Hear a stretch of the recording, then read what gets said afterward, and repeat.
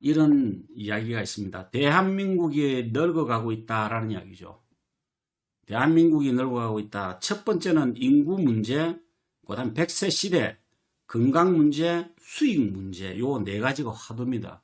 우리 사장님께서 지금 이제는 오늘 제 이야기를 심각하게 좀 나름대로 꼬시고 들으셔야 될 내용이 제가 이야기를 할 거예요.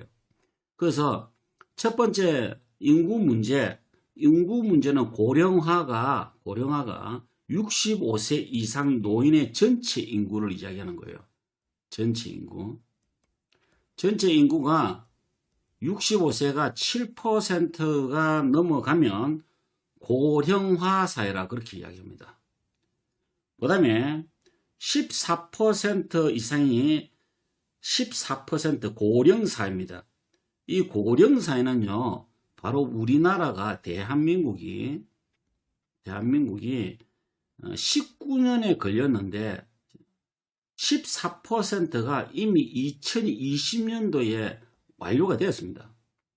고령사회, 대한민국은 19년 걸렸어요. 고령사회 가는데 전 세계 가장 빠르다, 패스트하다. 그게 바로 고령사회를 이야기합니다. 65세 이상의 14%가 된다. 그 다음에 초고령사회죠. 요 초고령사회는 대한민국이 아마 거의 다 됐어요. 이제. 조금 있으면 초고령사 20%가 65세 이상 되는 사람이 20%다. 그래서 우리가 알아야 될 거 100세 시대에 지금 접어드는데 100세 시대에 접어드는데 이 100세 시대 평균 수명이 1960년생이지. 예. 1960년생 15년 그 다음에 1915년 그 다음에 노인 분양해야 될 사항이 제가 예를 들은 건데요. 전에는요 5년에 걸린 거를 2025년도까지는요 노인을 분양할 담당 세대들이 어마무시하게 점점 많아진다. 그럼 이게 많아진다는 이야기는 뭔다? 세금이 점점점 올라간다 그런 이야기예요. 자, 어저께 우리가 작년 1년 동안 벌인 거를 소득세 신고를 어저께 마무리 다 했죠. 그런데 월소득, 연소득 5억 이상 넘어가는 사람은 6월달에 신고를 합니다. 그게 바로 완전하게 휴대폰부터 시작해서 통장 쓰는 것이 한낮에 까발리는 게 바로 연소득 5억 이상 넘어가면요 세금만 해도 몇 천만 원 냅니다.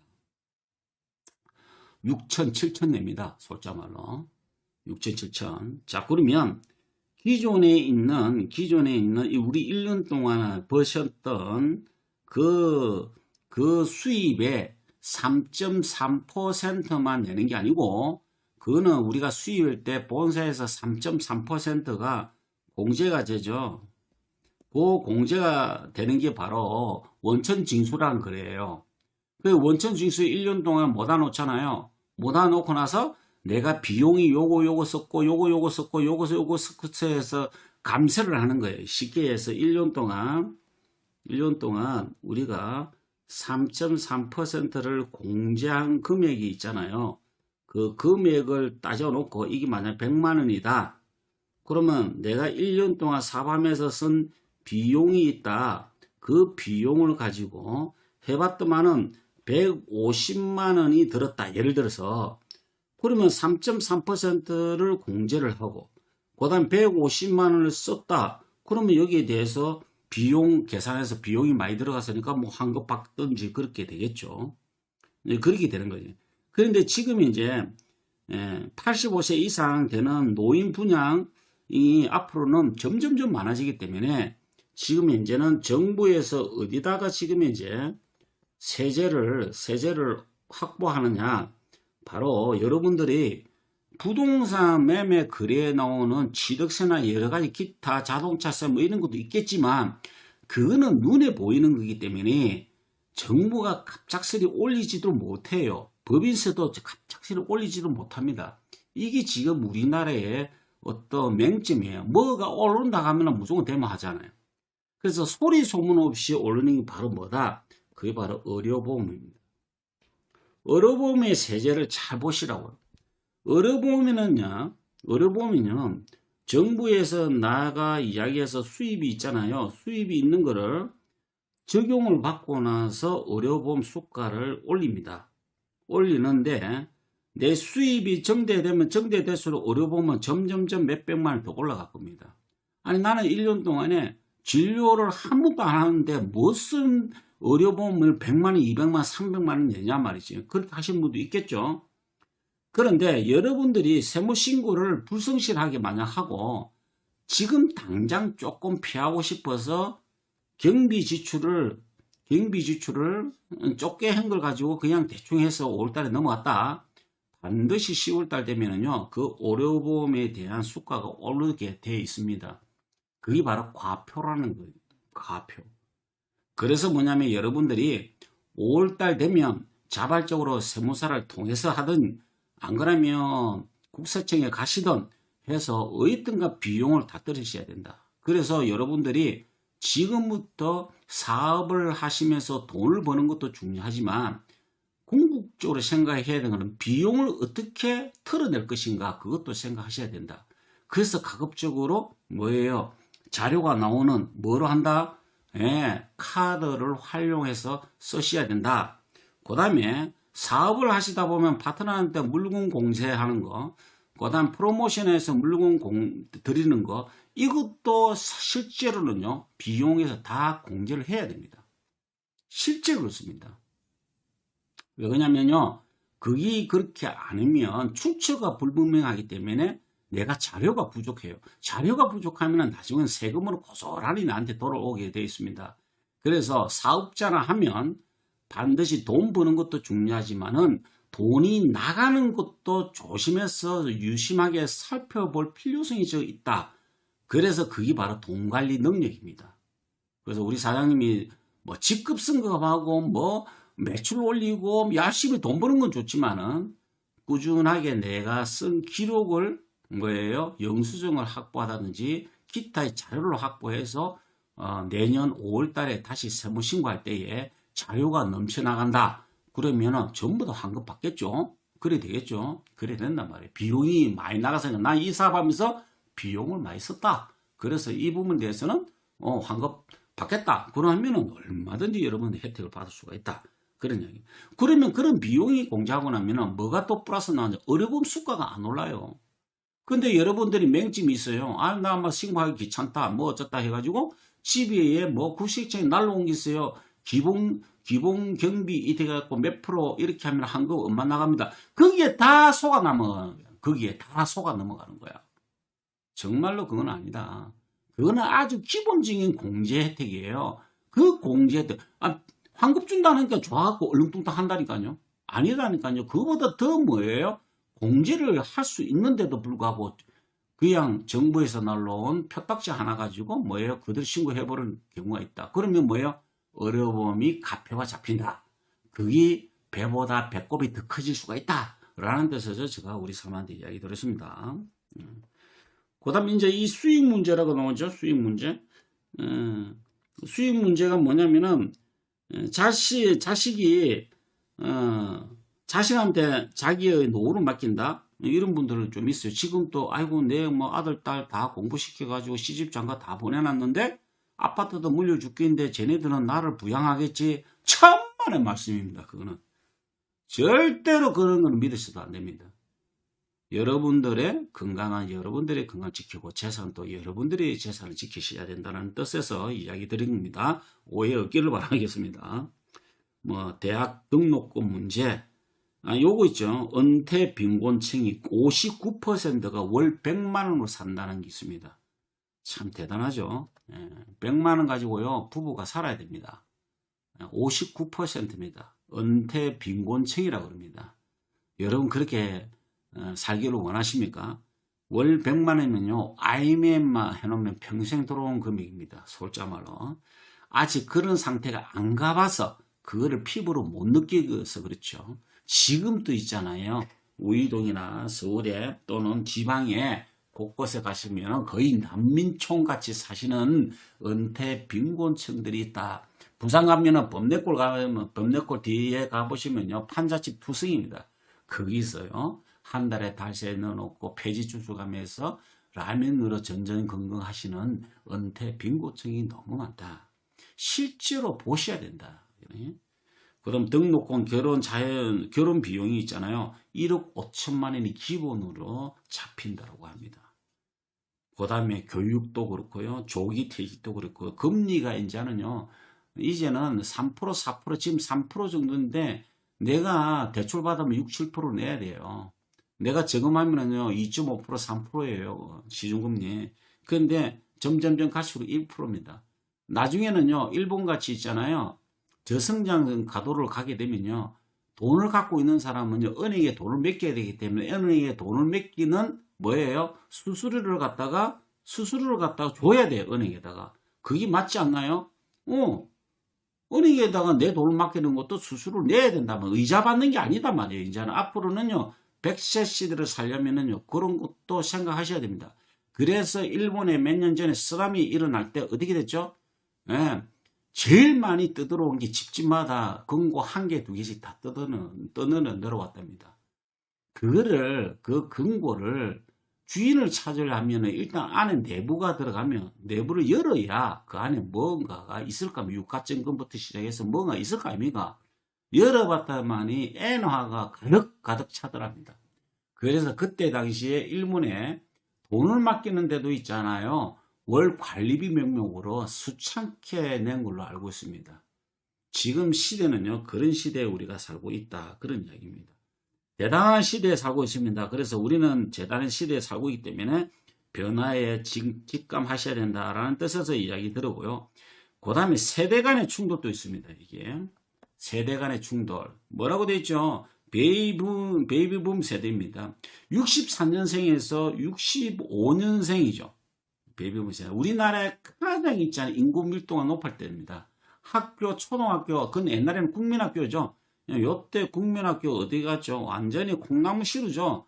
60명, 70명씩 앉았습니다. 지금 그 이야기하면 깜짝 놀라겠지만 제가 초등학교 국민학교가 제가 54년생에서 65년생 아니니까 베이비붐 세대 맞죠? 예. 여러분들은 지금 이제 제가 이런 이야기 하면은 과거 생각이 날 겁니다. 저는 서울 신석국민학교, 신수동에 있는 서울 신석국민학교에 지금 졸업을 했습니다. 거기에 지금도 추억이 새록새록한 게 거의 66번, 67번까지 나갔습니다. 바글바글 했습니다. 그 시절 때에 뭘 한다고 자녀가 그렇게 많이 낳았는지 모르겠지만은 바글바글 했습니다, 완전히. 그 세대가 지금 이제 베이비붐 세대가 우리의 대한민국을 먹여 살렸던 세대입니다. 쉽게 이야기해서 조국, 근대화의 기수, 요렇게 했죠. 조국 근대화의 기수였죠. 그래가지고 상당히 자부심을 많이 갖고 있습니다. 대한민국을 일으키신 세대가 바로 베이비붐 세대고요. 그 다음 나온 게 70년 중반에 나온 게 바로 뭐예요? X세대라고 했습니다. X세대. X세대가 1970년대 중반부터죠. 그 다음 레드 세대라 그랬죠. 레드. 악마, 축구 악마 이야기하면은 레드 생각나죠. 월드컵 세대입니다. 우리가 월드컵 세대가 어째? 2002년도에 일어났죠. 월드컵 세대. 요때가 2000년대에 왔다 갔다 해서 레드 세대라 그래가고요. 그 다음에 일본 패러사이드 싱글 세대라고 있습니다. 이 뭐냐면요. 거의 300만 명이에요. 일본에는요. 결혼했다가 다시 가가지고요. 본인이 월급쟁이도 하기도 싫고 돈도 부족하고 그러다 보니까 다시 부모님 곁으로 다시 돌아오는 거를 패러사이드 싱글이다 그렇게 이야기합니다. 패러사이드 아시죠? 패러사이드 미사일. 상대방 북한에서 미사일 날라오면 우리는요. 패러사이드 미사일을 갖다 올려가지고 쏴 맞춰 공중에서 분해시키는 거. 그게 바로 지금 일본에서는요. 패러사이드 싱글이다 그랬고 295만 명, 즉 300만 명 정도 된다. 그런 이야기입니다. 그래서 부모 용돈을 받아가서 아직까지의 자립을 못하는 세대가 일본에는 약 13%가 있다고 합니다. 이렇게 이야기하죠. 키퍼스족. 그 다음 캥거루족이라 합니다. 키퍼스. 그 다음에 캥거루. 캥거루 아시죠? 캥거루는 새끼가 부모님부터 이제 엄마로부터 출발 사회에 나오기 전에 캥거루 주머니에서 살죠. 그와 같이 키퍼스족 또는 캥거루족이다. 그러는데 부모에게 컴백하는 세대, 그게 바로 패러사이트 싱글이다. 지금 이제 가까운 일본도 아주 심각한 걸로 알고 있습니다. 이렇게 우리 주변에는요 변하고 있다. 그러다 보니까 이 세대 간에 베이비붐, 그다음 X세대, Z세대 간에 대화가 잘 안 돼요. 대화가 끊깁니다. 대화가 잘 안 되고요. 지금 이제는 세대들이 어문을 많이 쓰고 있습니다. 우리는 세종대왕께서 물려주신 한글을 가지고 이렇게 공부를 했잖아요. 요즘은요, 이거는 받침 없이 부르는 걸로 그냥 글자를 적는 스타일이잖아요. 문자 보시면 이해도 안 가요, 젊은 애들이. 그냥 나를 불러서 그냥 나를 불어서 이렇게 해가지고 음으로 나오는 대로 적는 어떤 그런 세대들이 너무 많습니다. 그러다 보니까 받침이 다 틀려요. 그래서 지금 이제 세대가 그런 식으로 바뀌고 있다, 그런 이야기입니다. 그래서 세대 간의 충돌이 점점점 심화되고 있다는 데서 이야기 드렸고요. 그 다음에 육지 세대가 등장하고 있습니다. 이거는 여러분들이 지금 해당되신 분은요, 우리가 60대 이후 또는 70대 되더라도 이런 노후를 참 보냈으면 좋겠다, 그런 이야기예요. 육지 세대, 이게 뭐냐면 첫 번째, 머리는 희끗희끗하다. 그래서 요즘은요, 좀 그것도 멋이라 그러죠. 염색을 잘 하질 않습니다. 예, 그래서 머리는 희끗 그레이 세대다, 그렇게 이야기하죠. 그 다음에 세련됐다, 그레이스라고 합니다. 그레이스. 그리고 연세가 드시더라도 옷을 조금 멋지게 이렇게 차려 입으신 분들 있으시잖아요. 그 다음 거기다가 뭐예요? 단화도 신고 좀 뭔가 모르게 좀 기죽적인 그 냄새, 풍기는 냄새, 뭔가 모르게 조금은 가다듬어져 있는 맵시 상태, 그게 바로 그레이스라고 하고, 점잖다, 젠틀이라고 그러죠. 점잖아, 아주 전단하고 고귀한 품격. 쉽게 이야기해서 뭐라 이야기하면 수다 떠는 사람이 있어요. 그런 사람은 뭐냐면 무식하다 그래요, 지금. 여성분들 중년 여성 넘어가고 60대 정도 되면요, 그때는요 간이 배밖에 나왔어요. 전에는요 30대 40대는요 조용조용하게 있는데 그게 필요 없어요. 지하철에 가면요 왈왈왈 해요. 주로 감아보면 60대야. 주위에 눈치도 볼 것도 없어요. 지금 그러면 욕도로 먹어요. 무식하다는 소리 듣는다니까요. 그래서 점잖고 젠틀, 위대한 한국을 일궈낸 위대한 그레이트. 예. 그다음 마음은 언제나 푸른 그린. 그리고 마음은 푸르죠. 옛날에 과거의 추억에 대한 이야기 나오고 추억에 대한 음악이 나오기 시작하면 회상이 되죠.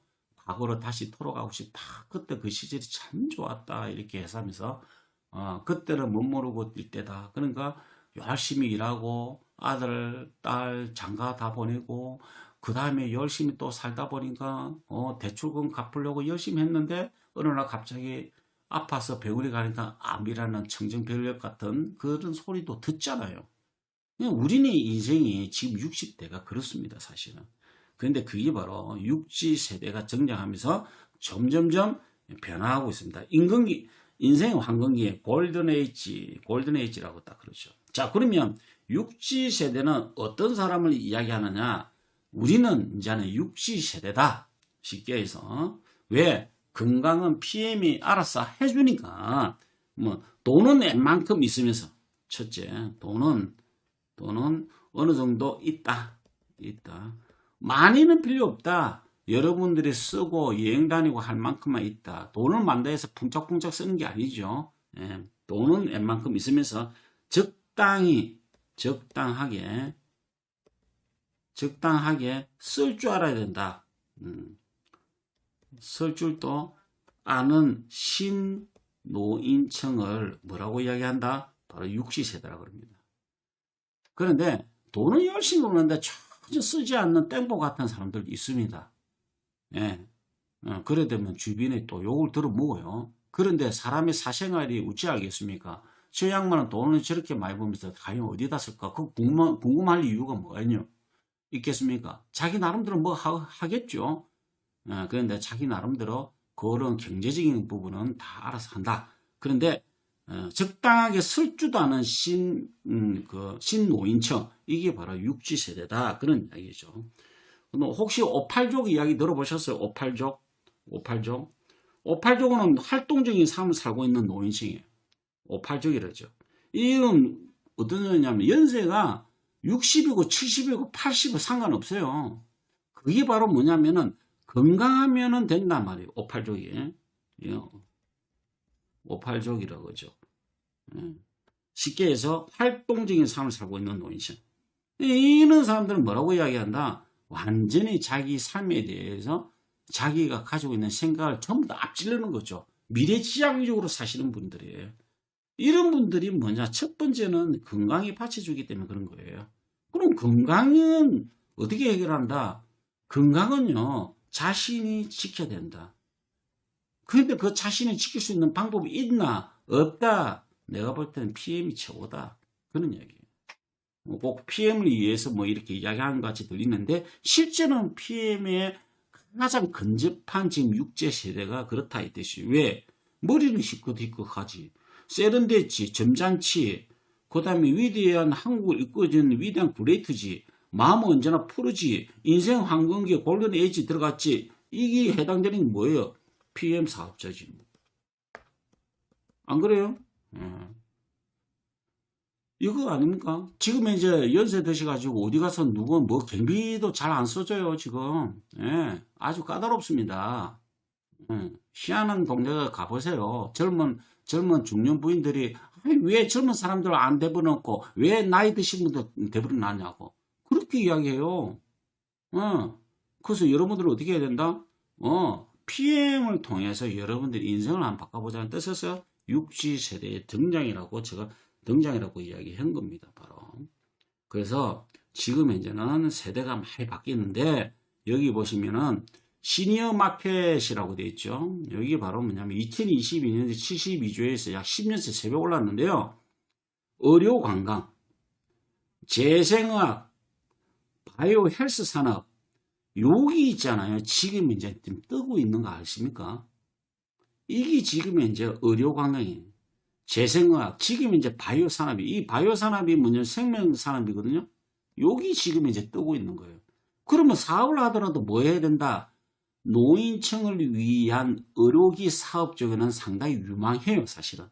그래서 의료, 재생의학, 바이오 헬스 사업에 지금 내가 몸담고 있다. 그러면은 뭘 이야기하죠? 이게, 그거는 미래가 보장되어 있다. 그런 이야기입니다.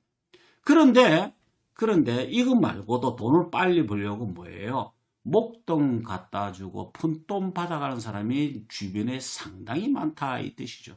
참 곤란한 사건들이죠. 이거 정말 곤란한 사건들입니다.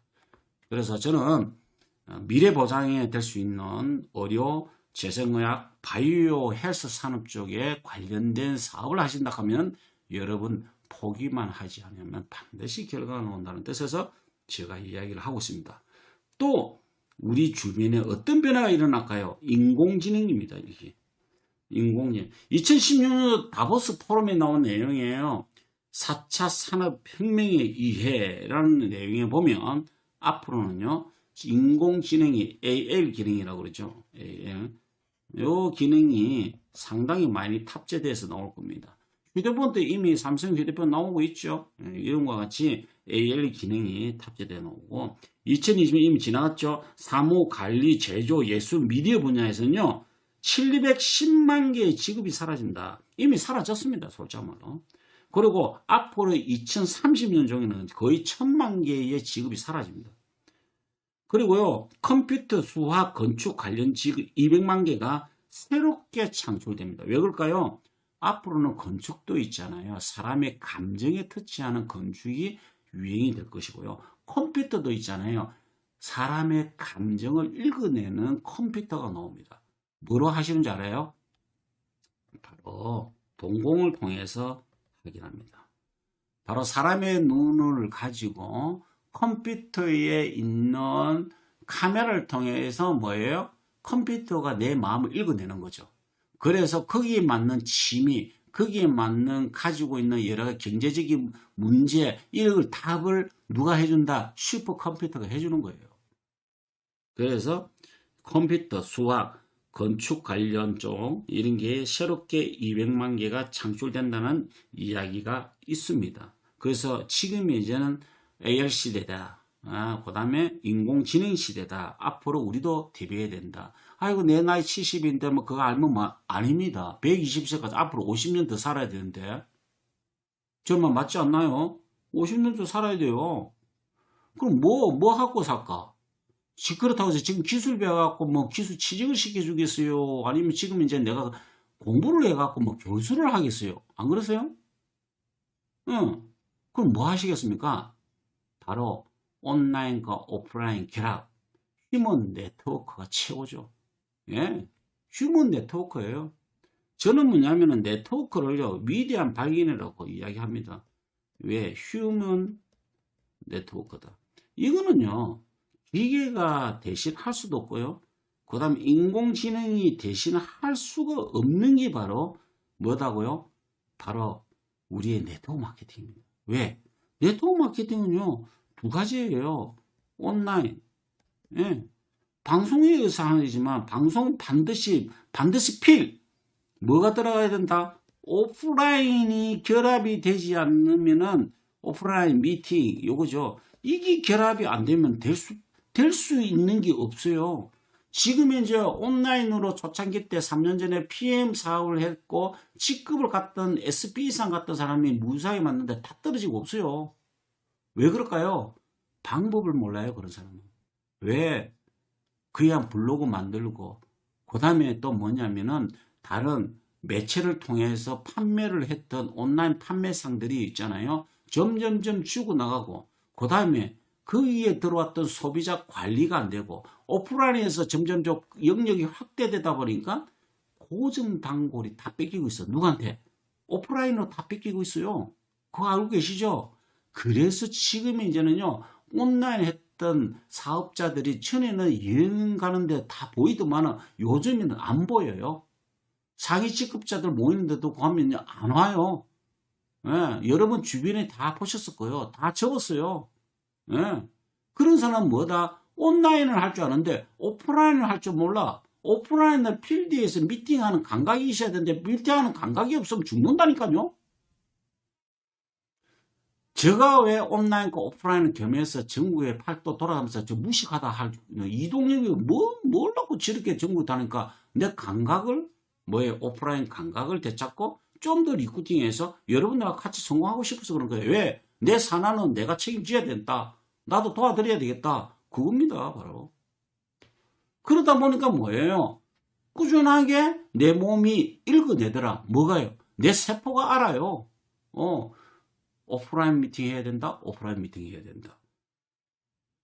앞으로는 제가요 계속 할 거예요. 6월달에 한번 보세요. 제가 6월달은 더 박차게 다 합니다.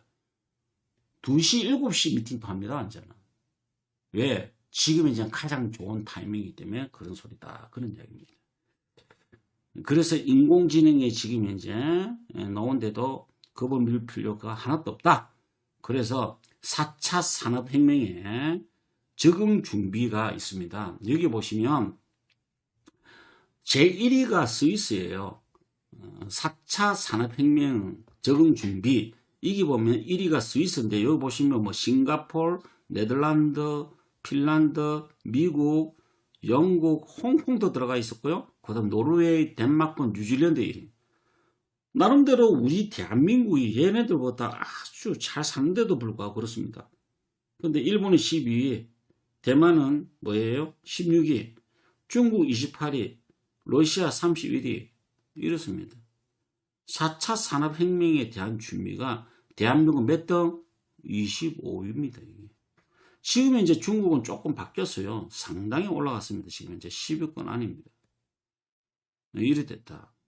그래서 우리는 대만보다 더 못했다 라는 얘기죠. 왜냐하면 이런 산업혁명, 4차 산업혁명이 예견은 하고 있었지만 준비는 안 하고 있었다. 그런 이야기죠. 그래서 앞으로 점점점 가속화될 것이다 라는 이야기죠. 여기 보시면 사물의 인터넷이 뭔지 아시죠? 인터넷 쉽게 해서 인터넷을 기반으로 해서 모든 사물을 연결하는 상호 소통하는 지능형 기술. 이게 바로 뭐냐면 여러분 바깥에 나가면 휴대폰 있잖아요. 휴대폰을 통해서 뭐예요? 가정에 컴퓨터를 통해 갖고 어디에요? 보일러를 대표해 준다든지 날씨가 되게 더운데 에어컨 먼저 틀어줘야 되겠다. 그래서 휴대폰을 통해서 에어컨을 조작하는 그런 기술을 사물 인터넷이라 합니다. 그리고 아침에 나올 때 밥을 있잖아요. 딱 해놨는데 저거 이야기 들어보셨어요? 앞으로는 인공지능 밥솥이 나옵니다. 그건 어떻게 된다고? 그냥 쌀통 있고 물이 옆에 있고 그 다음에 밥통이 있는데 쌀이 물에 들어가서 지가 알아서 세척을 하고 그걸 지가 알아서 밥솥에서 밥하라는 기술이에요. 대단하죠. 이 기술이 나오면.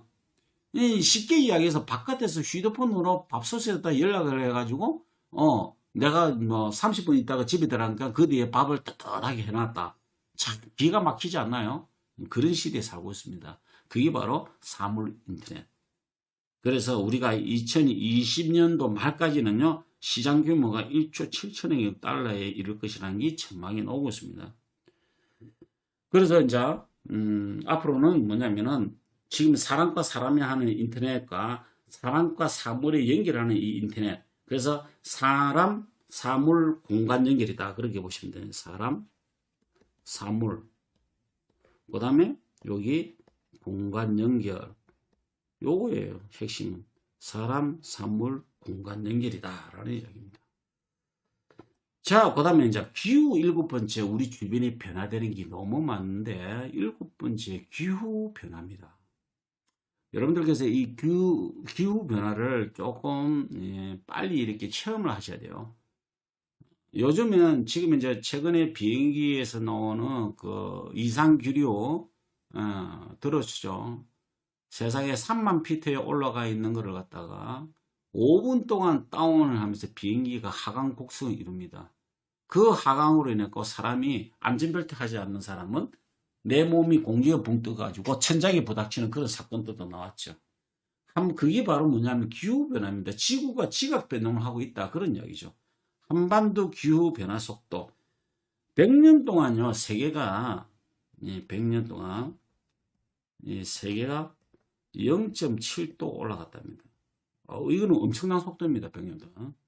그런데 요 대비해서 한반도가 지금 1.4도 이상 올라갔다고 합니다. 그러다 보니까 지금 이제는 아열대 현상이 서서히 나오기 시작한 거예요. 제주도만 가더라도 있잖아요. 잠수로에서 보면은 열대 고기들이 한 번씩 탁탁탁 보일 때가 있습니다. 지금 이제는 거의 우리가 밥상에 올랐던 생선들이 있잖아요. 이 동해, 남해, 서해 쪽에는요, 점점점 열대야에 가까운 고기들이 있다 보니까 과거에 우리가 즐겨 먹던 생선들이 전부 다 북쪽으로 다 올라갔습니다. 그래서 지금 이제는 한반도도 기후 변화 속도가 상당히 빠르다. 지금 이제 기후도 변하고 있다라는 뜻에서 이야기 드렸고요. 그 다음에 뭐냐면 소비 패턴도 많이 변하고 있습니다. 지금 이제는 유통 채널의 매출 성장률이 딱 보시면요. 이게 온라인 쇼핑몰이 17.5%, 지금 이제 거의 20% 육박하고 있고요. 대형마트가 3.4%, 백화점 매출은 점점 다운을 하고 있다. 쉽게 얘기해서 이제는요, 온라인이 대세다. 그런데 생필품은 온라인이 대세인데 생필품하고 PM 제품하고는 근본이 틀립니다. PM 제품은요, 온라인으로서 한다. 이거는 곧 죽음이다. 왜? 우리는 뭘 하셔야 된다? 알고 계시잖아요. 우리는 멤버입니다. 멤버를 모집해서 뭘 해야 된다고요? 멤버에 대한 매출에 대한 인센티브를 하고 이거를 갖다가 조직을 만드는 사업입니다. 그런데 이거를 온라인으로 한다고 해서 조직이 되겠습니까? 전혀 될 수가 없습니다. 그는 잠시 줌 미팅이라든지 여러분들의 연속성, 즉 오프라인의 연속성, 미팅을 하고 나서 그 연속성 연결고리가 온라인이지 온라인이가 다 대체될 수가 없다라는 뜻에서 제가 이야기 들었습니다. 그리고 지금 현재는 뭐예요? 유통도 변화되고 있다. 그런 이야기입니다. 그 유통도 변화가 되고 있다. 그래서 그 유통은 여기 보시면 앵커가 한 이야기죠. 유통 구조의 다변화가 되고 있다. 다변화 측면에서 좋은 대안은 회원 직접 판매라고 그랬습니다. 여기 보면 회원 직접 판매. 지금 이야기하고 있잖아요. 회원 직접 판매. 무리한 창업으로 인한 손실을 방지한다. 이거면 오케이죠. 정말로. 우리가 창업하려 해보십시오. 기술이 있어야 되죠. 자본이 있어야 되죠. 시간이 있어야 되죠. 그 다음에 교육도 받아야 되죠. 그 다음 거기에 대한 경제적 손실도 감수해야 되죠. 불안초저하고요. 그래서 이게 경제적 손실도 이만저만 아니다니까요. 또 실패할 수 있는 확률이 더 높거든요. 예, 이게 바로 뭐냐면 회원 직접 판매다 말이에요.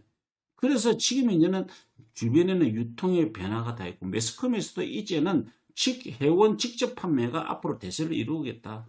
그래서 여기 뭐냐면은 회원 직접 판매의 본질을 체감하는 계기가 된다. 이제는 사회가요, 네트워크 마케팅에 대한 인식이 상당히 좋아졌다라는 이야기를 지금 여기서 드리는 거예요. 그 네트워크 마케팅에 대한 인식이 상당히 호조꾼으로 변할 때 우리는 뭐 할까? 빠르게 뭐 해야 된다? 멤버를 구축해야 된다. 이겁니다. 여러분들이 꾸준한 매출에 대한 인쇄 수입을 극대화시킬 수 있는 방법은 나 산하의 멤버입니다. 거기서 제일 중요한 거 오토시. 그걸 이야기 드린 겁니다. 그 다음 화면 볼까요? 뭐라고 되어 있죠? 이게 회원 직접 판매는 어떤 자본에 대한 초기 자금에 대한 부담도 덜하고 아이템 선정 같은 것도 이렇게 이야기하는 거예요. 이제. 이 사람이 한양대학교 교수거든요.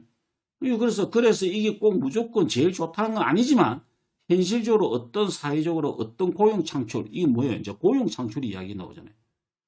고용 창출.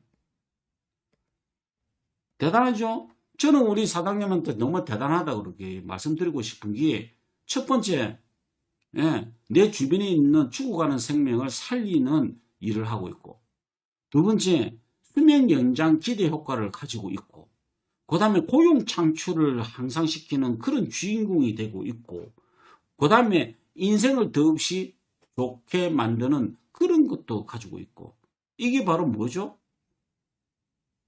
저는 제가 볼 때는 이게 바로 있잖아요. 여러분들의 좋은 일을 하고 있고 선한 영향력을 끼치고 있다는 것을 증명드리는 거예요. 대단하죠? 그럼 그 밑에 비교 안정적이고 현실적으로 그런 것을 통해서 실제로 일자리들이 창출되고 통계들이 나와 있다.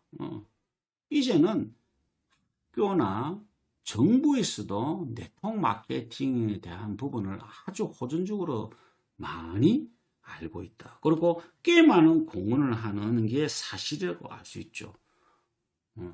이게 지금 현재 현실이다라는 이야기를 드리는 겁니다.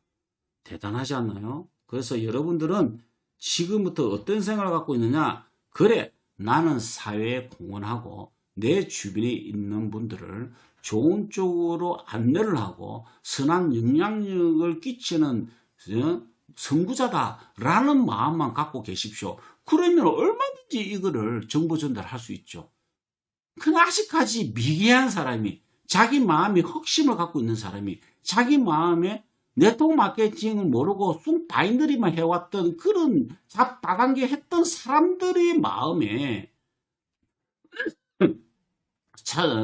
그런 마음의 부담감이 마음에 자리 잡았으니까 현장에 나가도 자꾸 사기치려고 하고 자꾸 아닌 걸 기다 그러고 자꾸 그렇게 하는 거예요.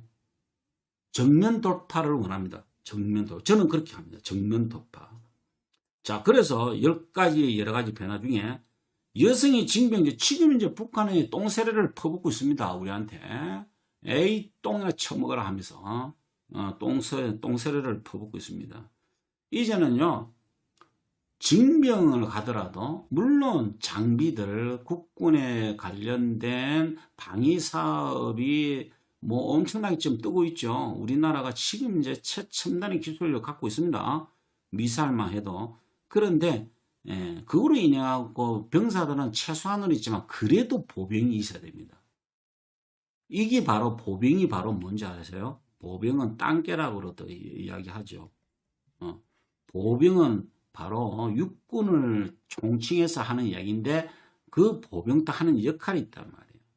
보병의 역할은요, 반드시 보빙이 들어가서 점령을 해야지만이 완전한 점령을 할 수 있거든요.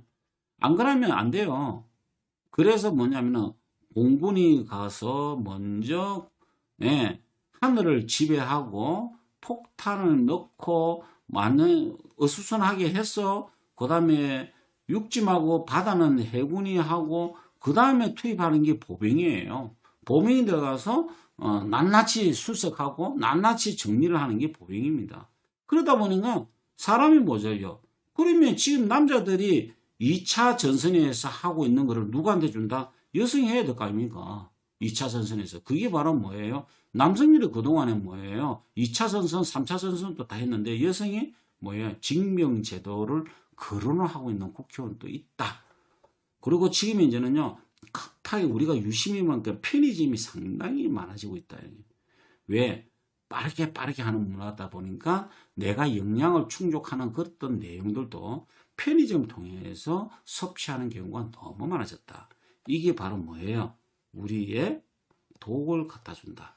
우리의 건강을 망치는 하나의 원인이 됐다. 그 다음에 애견 사람이에요.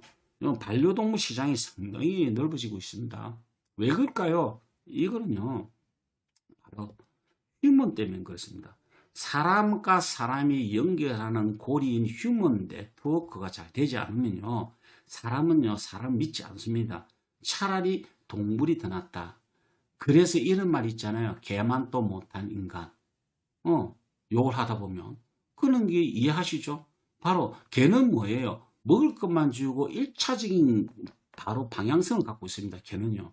자기가 주인이다 그러면요. 끝까지 그 주인을 섬기는 자세를 갖고 있습니다. 사람은 안 그렇잖아요. 사람은 시시각각 변하죠. 왜? 사고의 능력이 뛰어나다 보니까. 그런데 자기 자신을 이용한다? 상대방이 자기 자신한테 피해를 준다? 자기 자신이 이상한 야릇한 어떤 사상을 주입시킨다? 딱 그렇게 보면 알아채리죠. 그러면 그 사람을 안 섬기죠. 왜? 그 사람 섬길 이유가 전혀 없죠. 바로 그거란 말이에요. 동물은 뭐예요? 무조건 주인이 밥 주니까 무조건 좋다 그래. 일방성이다 말이에요. 그래서 지금 이제는 반려동물의 시장이 상당히 올라가고 있다는 거예요. 그 다음에 아시죠? 이제는 금리 쪽이나 여러 가지 어떤 돈에 대한 비축 정도가 적기 때문에 아울렛이 증가하고 있다는 이야기예요. 할인 매장이 증가하고 있다. 그런 이야기입니다. 이런 식으로 점점점 우리 주변에 변화를 하고 있다. 그래서 우리가 생각하는 가치 기준도 상당히 변하고 있다. 과거 이야기하면 1960년대는요, 땅만 갖고 있으면 상당히 부자라 그랬습니다. 알고 계시나요? 저번에 이건 교육을 한번 했기 때문에 그냥 바로바로 넘어갈게요. 70년대는요, 기술이 조국 근대화 기술, 그래갖고 베이비붐 세대가 이때는 뭐예요? 자격제 시대였었죠. 공업이 할달되고 있을 때입니다. 이게 우리 조국의 근대화의 기수가 바로 베이비붐 세대죠. 80년대는 자금, 돈, 그래서 스포츠 쪽으로 서서히 기울게 됩니다. 이 스포츠 됐었죠. 그때 당시 우리나라에 야구가 상당히 붐이 일어났죠. 1960년대 정보화 사회입니다. 정보가 빨리 받아서 땅 투기하는 사람들, 그 다음에 아파트 투기하는 사람들, 나름대로의 비정보 상태를 가지고 자기가 정보화를 만들어 어떤 그런 상태였죠. 2000년대 이후에는요, 회원제입니다. 어느 날 갑자기 카드를 하나 쓰더라도 회원 가입하고 뭘 하더라도 회원을 많이 모집하는 경우예요. 그리고 회원 모집하면 뭐예요? 혜택이 주어졌죠. 그렇다고 해서 큰 혜택은 아니었죠. 그런데 지금은요, 제가 이야기하는 이 이야기입니다. 멤버다. 멤버와 회원하고 차이점이 있죠. 멤버는 있잖아요. 내가 멤버를 되고 나서 거기에 대한 기속이 되는 게 아니고 모든 매출가, 사용가, 혜택 이런 것들이 일원화되어 있는 것을 멤버라고 합니다. 회원은요, 여기서 가입해도 되고 저기 가입해도 되고 자유분방한 게 회원제였다. 자, 그러면 앞으로 이 멤버가 많아진다. 멤버가 많아진다.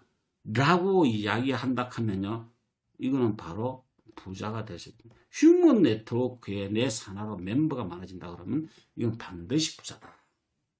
네. 자금의 부자지만은 지금 현재는요, 그 멤버가 매일매일 했던 매출이 또는 매월 했던 매출에 따라서 인센티브를 벌어가죠. 그래서 앞으로는 우리 사장님 산하에 멤버가 어떤 멤버냐? 그게 바로 아보의 멤버다. 그런 이야기예요. 아보 숫자에 따라서 여러분들은요, 그 매출이 하락되지 않고 지속적으로 유지 또는 상승할 수가 있다. 그런 이야기입니다. 그래서 제가 오늘 하고자 하는 이야기는 이 이야기예요. PM 인터내셔널 파워캠은 바로 멤버십과 소비다. 그런 이야기예요. 이 멤버가 많아지고 멤버가 확보되는데 그 멤버 중에 반드시 이루어지는 게 바로 소비다. 이 뜻이에요. 이거예요, 바로. 그래서 여러분이 잘 아시는 플랫폼이라는 이야기 들어보셨죠? 서로 다른 성질을 가지고 있는 2개 이상의 고객군, 쉽게 이야기해서 이게 이런 고객도 있고 A라는 고객, B라는 고객도 있고 C라는 고객도 있단 말이에요. 다양성을 다 갖추고 있단 말이에요, 고객들이. 그런데 이런 고객들이 하나의 만나는 장을 만드는 이게 바로 뭐냐면은 플랫폼이라 그렇게 이야기하죠. 플랫폼. 요런 플랫폼이 바로 뭐냐면은 네트워크 유통하는 회사가 이 플랫폼 지향적으로 많이 했습니다. 그래서 이 플랫폼을 가지고 뭐 한다? 이 고객들이 만나서 플랫폼을 통해서 뭐의 하나의 상품을 만들고 상품을 전달하는 형태. 이게 바로 네트워크 하나의 형태였습니다. 그런데 이게 플랫폼이 가지고 있는 주인이 문제야. 이게 플랫폼을 갖고 있는 이 주인이 이 문제로 인해 갖고 나중에는요, 그 회사가 진성이냐 진성 아니냐, 올해 롱런을 할 수 있나 아니다, 뭐 이런 게 결정이 되는 거죠. 지금 제가 기억나는 게 1990 초반 4년도인가 그렇습니다. 아마존의 제프 베조스 아시죠? 아마존의 제프 베조스.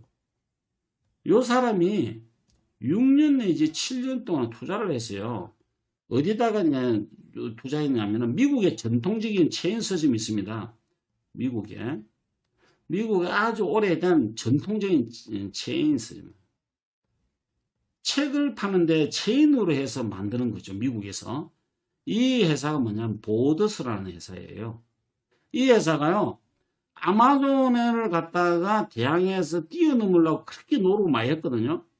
그런데 아마존에 하는 이 플랫폼을 만들려고 했지만은 이 보더스라는 회사가 플랫폼을 못 만들었어요. 왜냐면 비용이 너무너무 많이 드는 거야.